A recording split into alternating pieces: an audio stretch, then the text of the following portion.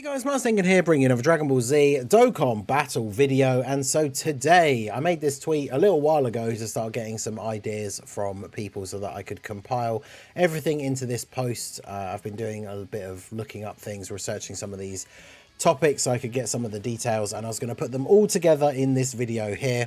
As you can see, obviously from the title of the video and the tweet that is up on the screen, we are now entering the era of the sync. The worldwide celebration is coming to an end. Like all the events and daily login bonus and all that kind of stuff is ending today or tomorrow. And of course tomorrow we do get the release of the Extreme AGL Namek Saga Vegeta, the first Dokkan Fest to release as part of the synced schedule, right? It comes out on both versions at the same time. You know, it hasn't been since big special event occasions, or you know, these things like the 21 releasing in December and things like that, that we've had these same time releases. But this is going to be the meta going forwards. The schedules are now synced. Global, of course, still has a few units that aren't out on the version that are out on JP, but as they announced in one of the producer letter videos a little while ago, they're planning to have all of that stuff be out on Global by the end of the year. So Global is still going to have a few instances in the next couple of months where we'll be getting all the stuff at the same time as JP, and then in the middle of those celebrations, like between the banners that are releasing on both versions, like for example Vegeta comes out tomorrow, his celebration will probably have a part 2 LR that will come out in a couple of weeks time. There is a possibility that in between those banners Global then gets the release of like Jiren or Roshi or something like that. So there's still a little bit of funny business to go on for the Global schedule, but the games are now going to be synced for all new releases going forward. So with the games being synced and everything coming out all at the same time, hopefully that will put an end to one of the biggest memes in the community, which is of course the Global L, Global W. I mean, most people normally post it from the perspective of Global.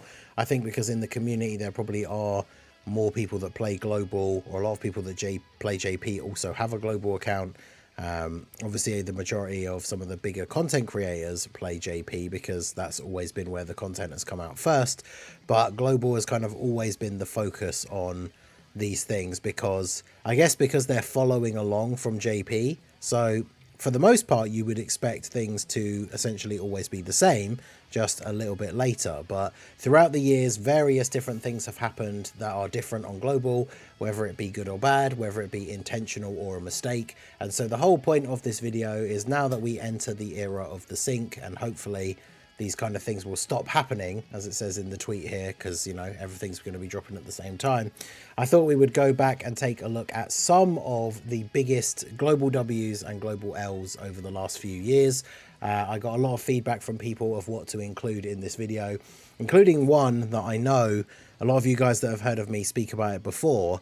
A lot of people list as a Global L that I think is actually a W, but of course we will get into that as we go through the video. So we're just going to go ahead and start jumping into the entries. They're not in any order. They're not in like a top 5 or top 10 list or anything like that. It's just some of the major W's and L's throughout the years that you guys wanted to see mentioned in this video. Shout out to everyone who did reply to the tweet. But yeah, let's just go ahead and jump straight into the first one.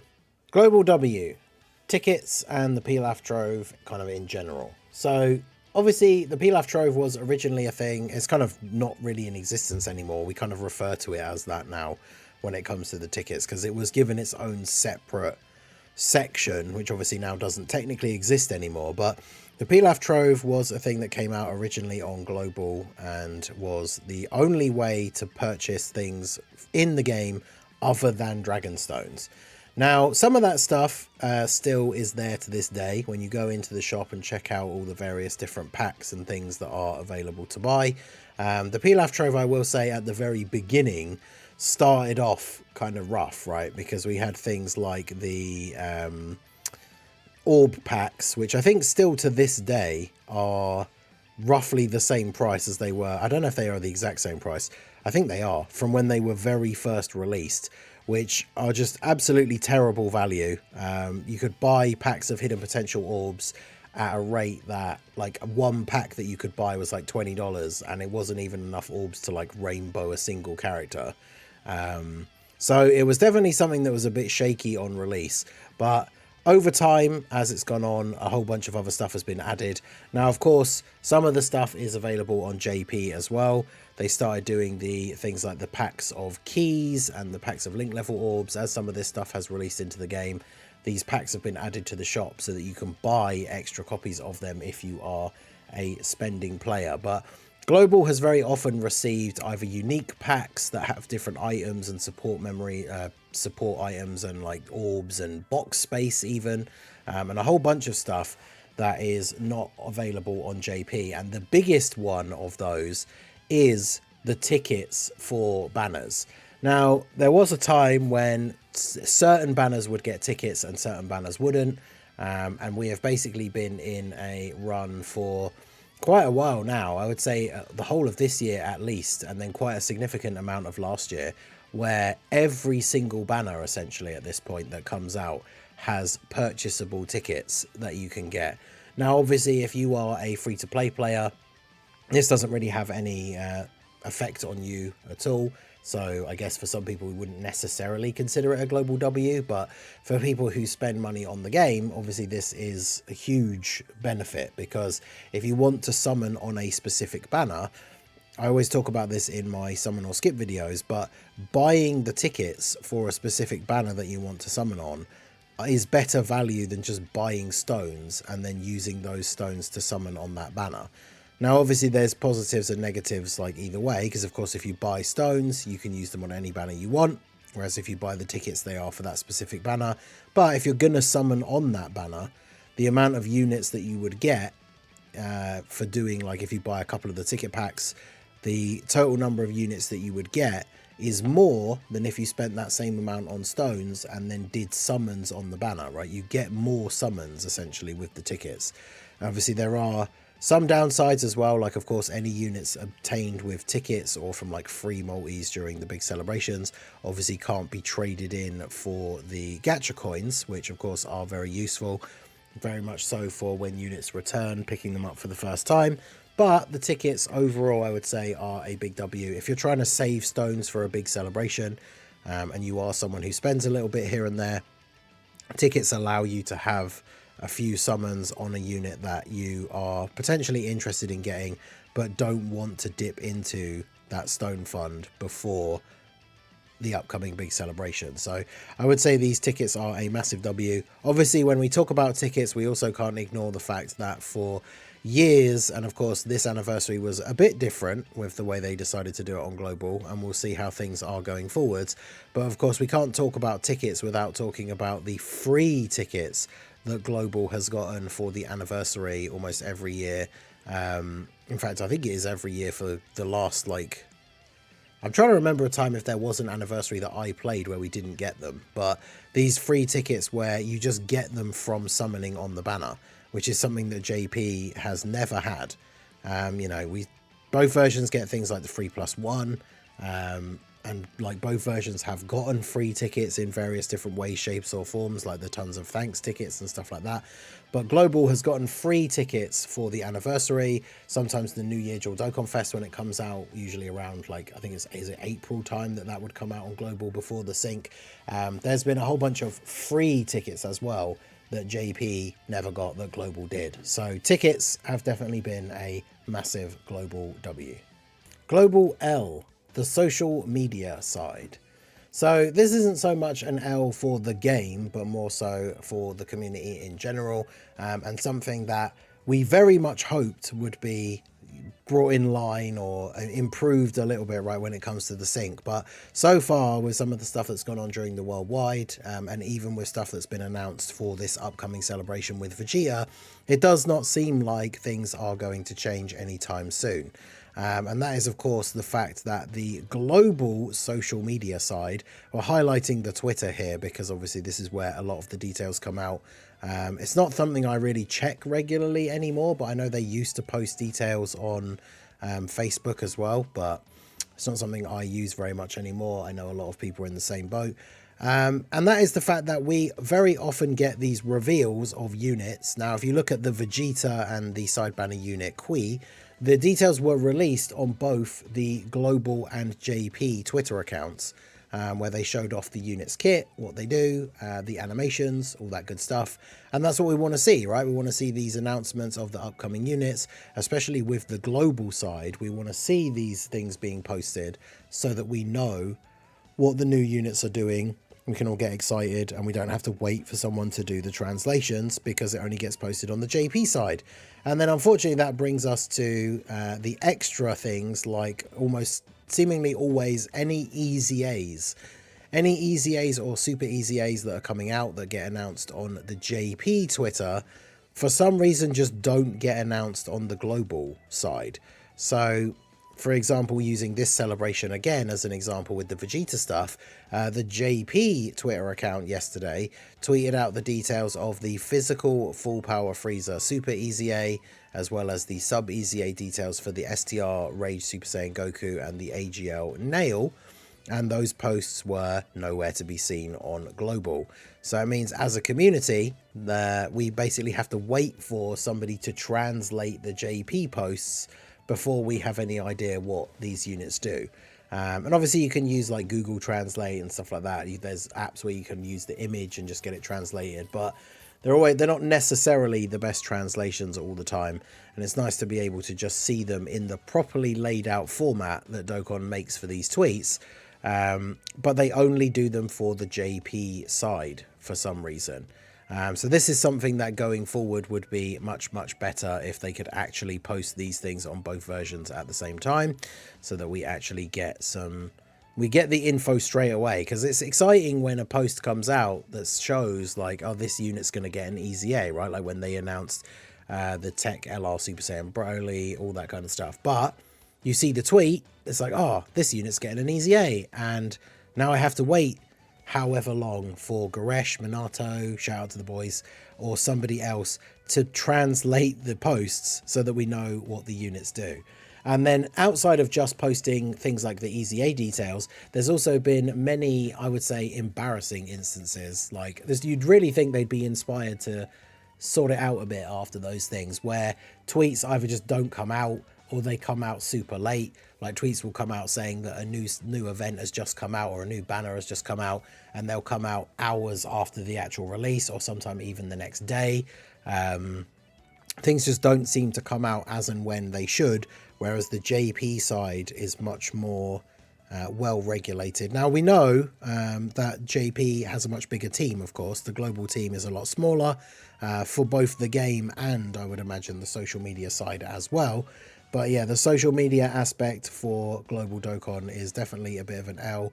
And with all the stuff that we've seen with the end of the worldwide and this upcoming celebration, it does not seem like they are going to be making any major improvements to that anytime soon. So the social media side for Dokkan is a global L. This next one could be considered a W or an L for global, basically depending on which of the units that we are talking about. But I wanted to highlight here something that a lot of people mentioned in the comments, some people mentioning specific units, and that is the global firsts that we have received over the few years. There's only been a few here and there. They've come out spread out across the various years, so there's been no sort of proper pattern. For a couple of years there was for Christmas, but those are some of the ones we're going to mention more towards the end. And the funny thing is, like, even a unit that's really good coming out on global first, obviously as a global player base we would consider that a global W. But obviously the game, a lot of people have been excited for the sync. A lot of people think the fact that global was behind for all this time was a major L in the first place. So it's one of those things we wouldn't need like global first to be a thing if stuff had always just come out on both versions at the same time. But a lot of people wanted to highlight this guy and one other unit specifically. So I wanted to mention a couple of global firsts that were actually considered massive W's at the time. The first one, of course, was this STR LR Broly. I've told the story before on streams and stuff. I remember the day, I think it was before I was making content, but I remember the day that I woke up and logged into the game and this banner was out. And at that point in time, I'd only just started like following creators. I think I was watching like Rhyme and Nano's summon collabs and stuff like that. And it's one of those things that at that point, even as a newer player, I was already very much aware of the fact that Global just follows on behind JP, and at that point it was pretty much exactly 6 months behind everything. So we always basically knew in advance like what was going to be coming out in a few months' time. So when I woke up and this banner was live in the game, it was a complete surprise. Everybody in like the groups I was in, like chats and everything, like people were like, this banner's come out of nowhere. Like no one knew that this was going to be a thing. Back then, I think it wasn't common in the community for people to break down like the data downloads and stuff like that. So this banner just came out, and it was a weekend of a world tournament. Now you can see here from the release dates, it came out on Global. It was only 6 days, but it was 6 days before JP, this LR Broly came out, and it was while a world tournament weekend was right about to happen. I think he came out on the Friday, or maybe it was the Thursday, and then there was literally a world tournament that weekend. So this was crazy. Obviously, Broly went on to become the ultimate world tournament killer for a while until more AoE units started to come out and the meta for how to have the best team shifted and stuff like that. But this guy was super good. I mean, even in the events in the game at the time, because back then we didn't have like really hard content when he came out, and the stuff that we would consider end game. So he was super good, really good in all modes of the game at the time. And yeah, he was a global first, which was very exciting, very cool. He was the first LR, summonable LR for global. And yeah, very exciting. And then of course we had a couple of years later, we had the Go Bros come out before the 4th anniversary. These guys came out as a global first. And they were almost a full month early on global. And these guys on release were really good. They were a Goku family lead, which was cool for global, for this category to come early, because obviously the 4th year LR Super Saiyan 4 Goku was the main Goku family leader. So this guy coming out before the anniversary was definitely very hype. Mixed bag, I think, response when it came to like their animations, but I was always a big fan of this unit like on release. I thought they were super fun to use. And then of course their part 2 LR was the Tech Broly, who also came out as a global first. Like some people might not even know this if you are a newer player. Like this guy just got an easy A during the worldwide celebration. He originally came out as a global first, like almost 2 months before. I think I said 1 month for these guys, but yeah, it's like 2 months before JP. And apparently, because he is such a popular character, the Japanese player base was actually quite annoyed that this guy was a global first, because at the time of release he was very good. And of course now with his easy A, he's back to being a crazy unit, super fun to run in the current content. And then I think it was a year later, yeah, May of 2020, Global got the STR UI Goku as a global first.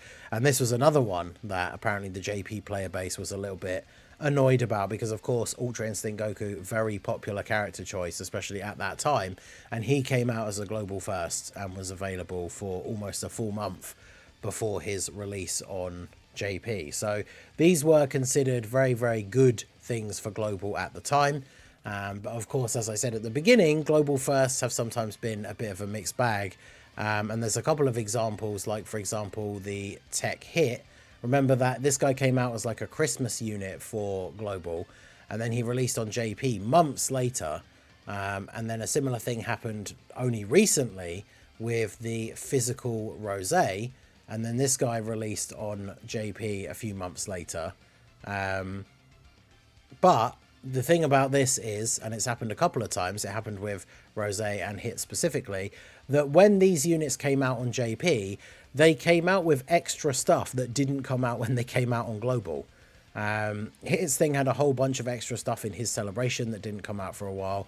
Rosé obviously had like a banner unit, had the banner unit Trunks, which did come out on Global very soon afterwards with the Frieza, but released with a whole bunch of other stuff in a celebration that wasn't on Global. And then it kind of retroactively made that global first, which we thought at the time was cool, seem like less impactful, right? Because they'd essentially half-assed the release and only brought out the unit as a global first, but then they brought out all this other stuff that realistically should have just come out with the unit at the same time, and they just didn't bring it out for the global version for some reason. Like, it would not have made any major difference for like the Rosé release for his banner to have had the Trunks on it as a banner unit. Obviously they returned the Vegito Blue and Zamasu, and the banner format was pretty good if you were missing some of those units, but like that banner could have easily just had the AGL trunks on it, he certainly wouldn't have been a game-breaking unit or anything on release at that time. I mean, he's not even really on release when he did come out for JP, like a top tier banner unit. So wouldn't have made a huge amount of difference overall. But you guys let me know what you think down below. Some of them were handled well, some of them were handled badly, but a lot of people mentioned Broly and UI Goku specifically as hype global firsts, being a global W. Global L, lowered rates. So I'm sure this is one that if you've been around for a while and you've ever heard of this, you will be expecting this to be in the video. I think when we look through that thread that I made asking for people's W's and L's for the purpose of this video, this was absolutely undisputedly the #1 mentioned thing for being the all-time global L. And that was the lowered rates for STR Gogeta on the 1st anniversary banner. Now, the interesting thing is I did a bit of digging into this, and it turns out that whilst it still is an L in the grand scheme of things when we read through the details that I discovered, it's actually not quite as straightforward as a lot of people have made it out to be. My general understanding of this issue was STR Gogeta released as the anniversary headliner for the 1st anniversary alongside Int Janemba, and he was undisputedly hands down the best unit in the game. People still mention it even now. When a unit comes out and is the best unit in the game, gaps the game completely, like Beast Gohan for example, people will make reference to, oh, is this like when STR Gogeta came out? And I don't think any unit ever will be, because obviously we have so many units in the game now and there are so many teams that are top tier. But back then, you know, leader skills were much more restrictive. And this guy, not only was he hands down the best unit in the game, but he had an all types leader skill. So it became a case that like people were just people were re-rolling to pull this guy, because essentially if you didn't have STR Gogeta, your account was just not on the level of someone who did have STR Gogeta. And I remember seeing posts like people have talked about forum posts, Reddit, all this kind of stuff. People would not like accept you as a friend to their friend list. Like people would not accept your friend request if you did not have STR Gogeta like set as your friend, because he was the unit that everybody wanted to use. And basically what happened is, I'm not sure how exactly it was discovered. That was the only thing I couldn't really see. Obviously now people looking into the files and the data download and stuff like that is more common, and it wasn't as much then. But essentially it was discovered that the rates for pulling STR Gogeta were lower than they had been for other banners for like general headliner SSRs, and the rates for him were lower than other SSRs on the banner. So for example, this is the image that was provided on this post. This post comes from like an old tweet from the Crazy Moments in Dokkan History account, just to give credit for the post. But you can see here a bunch of these percentages and breakdowns. And so when it comes to pulling an SSR, I mean, these are all very low numbers, but you got to remember, like, you've got to factor in the percentage chance that you're going to pull an SSR anyway, and then the percentage chance that that SSR is going to be one of the specific SSRs. So you can see here, like, test rolls were done, and then percentage of pulls. STR Super Gogeta 0.4, basically less than 0.5%. And then when you go down to look at, say, like, physical Super Saiyan Goku, this is the old school one, I think from the Cooler movie, didn't even have an awakening or anything like that. Almost double the chance. So if you pulled an SSR on this banner, you were twice as likely for it to be this physical Goku than you were for Kid Buu. And other featured units like we saw on the actual art here, right? New SSR, Ultima Gohan and Pikkon are also here. There's the AGL Ultima Gohan and the Tech Pikkon. You can see here AGL Ultima Gohan 0.65 compared to 0.46, and then Tech Pikkon 0.78. So Pikkon had almost an extra half like of the Gogeta percentage added on chance to pull him. So you were a lot less likely to pull Gogeta even if you pulled an SSR on this banner. Now the interesting thing is I found a post on Reddit, shout out to, is it Chromat Caster, breaking down a lot of the information, and apparently when the banner originally released, with the 3+1 as it shows on the artwork, Gogeta did actually have the normal rates. And then once the 77 hours ended, which obviously, you know, nowadays we get like 400 hours of these 3+1, which is really good. Once that ended and the banner was replaced with the normal version, his rates were also still the same. However, I think it was like 2 weeks later, so essentially 2 weeks and a few days after the banner came out, the rates of Gogeta on the banner were lowered. So the banner was actually adjusted. So this isn't like things that have happened in the past, right? One of the things that didn't make it into the video, because it's not really anything to do with global, it did become a big meme, so I'll mention it here, is the 300 stones meme, because JP had an error with a banner that was the result of an error. I mean, I think maybe as a knock-on effect from this and how much flack they caught from banner rates being adjusted, they posted like loads of information. They were very transparent about like, look, here's the files, here's the data, like this was an accident kind of thing, and they gave out a bunch of stone compensation. But from what it looks like here, the banner, it wasn't the new banner, right? If the 77 hours had ended and then the replacement banner had gone up and that banner had gone up with Gogeta having lower rates, I mean, that would still arguably be bad, but it would be, that's how the banner was when it went up. But it seems like the rates were actually manually lowered at a later date. And of course, not only was this crazy and like the player base went off, I'm not even sure what the compensation was at the time, but this is one of the things that now, and it was in place in Japan long before it was shipped out to like the global version. And then I think even, if I remember rightly, the Apple Store now requires it as well. But this is one of the reasons that led to now in the game, we have the fact that you can actually go into the banner and see the percentage rates to pull the characters. It's now part of like gacha lore that they have to show that on the banner, what your percentage chances of pulling the characters are. Because in the past, they didn't have to show you that, so Dokkan didn't. And then, yeah, for this banner in particular, the rates for pulling Gogeta were lowered. And of course, as we said at the beginning of this section, considering he was hands down the best unit in the game, like absolutely meta changing, people were re-rolling, which you gotta think, like, some people will have never re-rolled on a game. I know some people do every now and then. It's not worth it because you lose any progress and all these older units you've built up and stuff like that. But that's how good this guy was, right? People could have been playing the game from launch, had their account for a whole year, and then it was like, well, I didn't pull Gogeta, so I might as well just start all over again and try and get him, like, to have him from the start. Like, there has never been a unit that has been so, like, impactfully just the #1 thing in the game. Because again, now you think about like Beast Gohan, if you didn't pull Beast Gohan, there's multiple other ways you can run a superhero team and run a Beast Gohan friend. But back when this guy dropped, like, he was the guy you had to have, right? And they actively lowered your chances to pull him on his banner after that first initial period. So I think it goes without saying the number of times it was mentioned, and that, you know, just how scummy of a move that is really when you think about it. This does have to be the absolute #1 global L of all time, lowering the rates on the STR Gogeta anniversary banner. Okay, so last but not least, we are going to get on to another topic that I think a lot of people will have expected to be in the video. If you're somebody who's been around the channel for a long time, you'll have heard me talk about this before.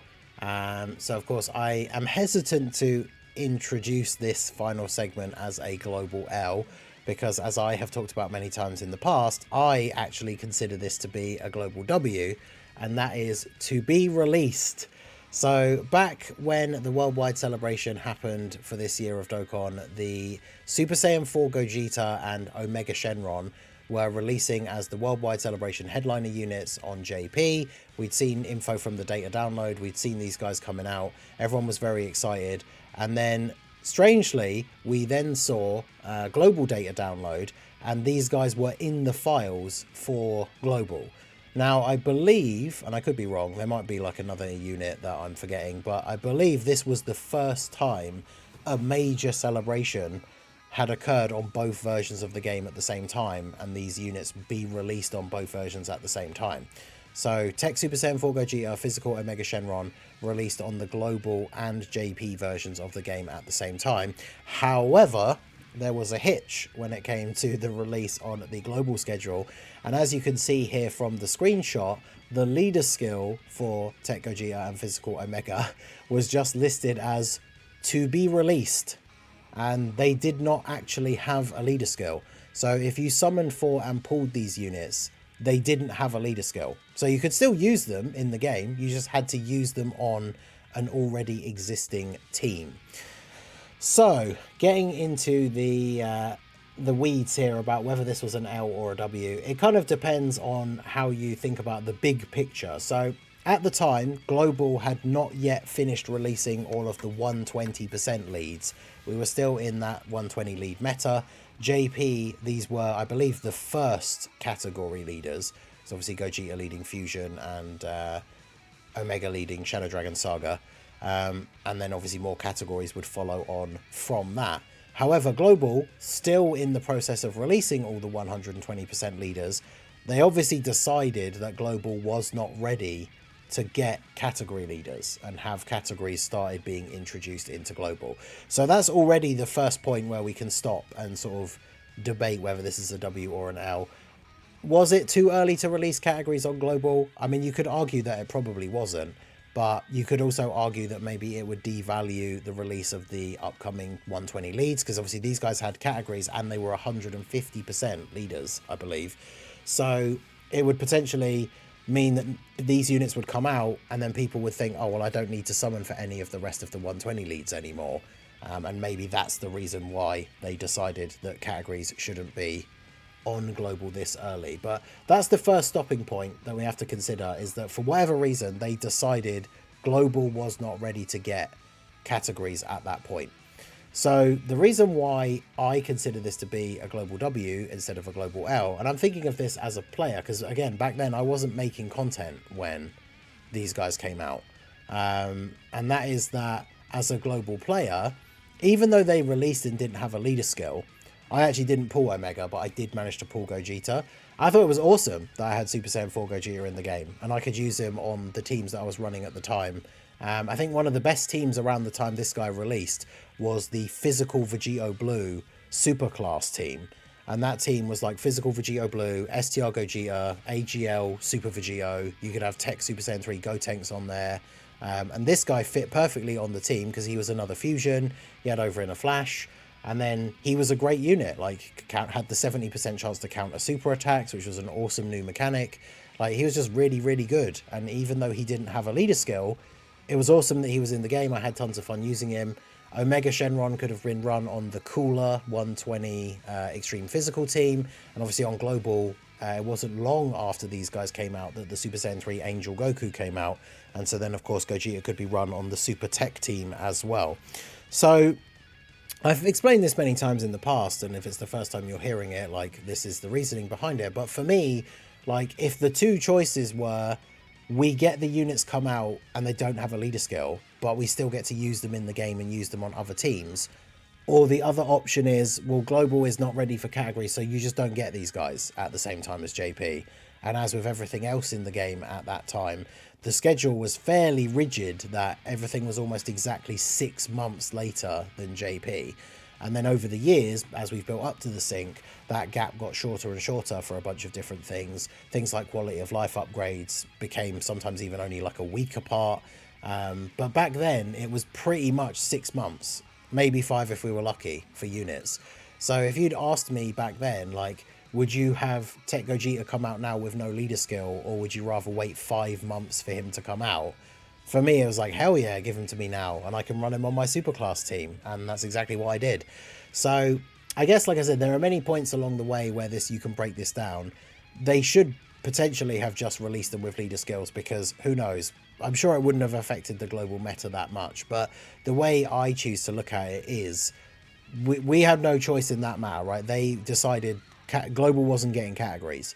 So the only two options were, you get these guys at the same time as JP, but they don't have leader skills, or you don't get them. So for me, I consider it a global W that we got these units at the same time as JP, got to use them in the game, use them on the teams that they could be used on at the time, and then we just had to wait for their leader skills to be added. I can see why some people consider it an L, because JP got them at the same time and they had leader skills and ushered in new teams. But for me personally, like I say, I have always considered to be released not to be a global L, and the fact that we got these units at the same time and actually were able to use them I thought was super good. And like I say, I had tons of fun using Tech Super Saiyan 4 Gogeta back when he released, even though he did not have a leader skill. And it made for some funny like challenge runs trying to do events using him as a leader. So your team had no leader skill, which was kind of funny. But yeah, let me know what you guys think down below. I know it's an unpopular opinion. Many people mentioned to be released as a global L in that thread. But like I said, I couldn't, as the person making the video and calling the shots, I couldn't introduce this segment as a global L when I personally don't think it was. But let me know what you guys think down below in the comment section. So that is it. Those are some of the biggest top global W's and global L's. There probably are more, but these are the ones that most people mentioned, and the video's been pretty long already. Let me know what you guys think down below. Do you agree with the ones mentioned, that they were W's or L's? And if there are any major ones that you think we didn't talk about, let me know down below in the comment section, and we can discuss more of them down below. So hopefully with the sync coming into play, you know, the examples, all the examples of stuff in this video should not happen anymore. But of course, you know, the social media one is a bit up in the air. We don't know. It's not looking great with what we've seen so far, but hopefully this kind of thing won't happen anymore.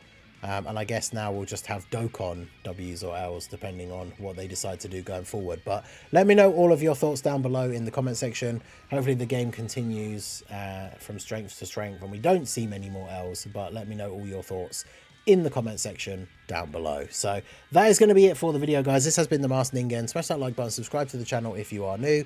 Check out the links down below and I will see you all again soon. Have a good one.